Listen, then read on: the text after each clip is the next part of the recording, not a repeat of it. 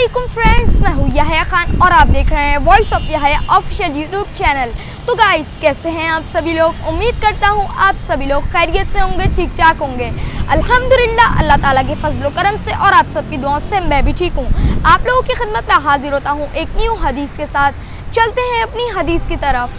सही बुखारी हदीस number 4937 international number के मुताबिक आऊज़ु बिल्लाहि मिनश शैतानिर रजीम बिस्मिल्लाहिर रहमानिर रहीम। हदीस से नबी सल्लल्लाहु अलैहि वसल्लम सईदा आयशा रज़ी अल्लाह अन्हा से रिवायत है कि रसूल अल्लाह सल्लल्लाहु अलैहि वसल्लम ने फरमाया, जो शख्स कुरान को अटक अटक कर पढ़ पाता है और उसको पढ़ने में मुशक्क़त होती है तो उसको दुगना अजर है।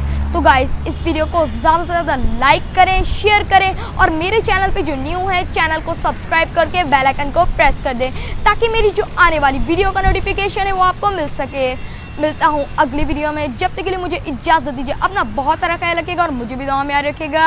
अल्लाह हाफिज़।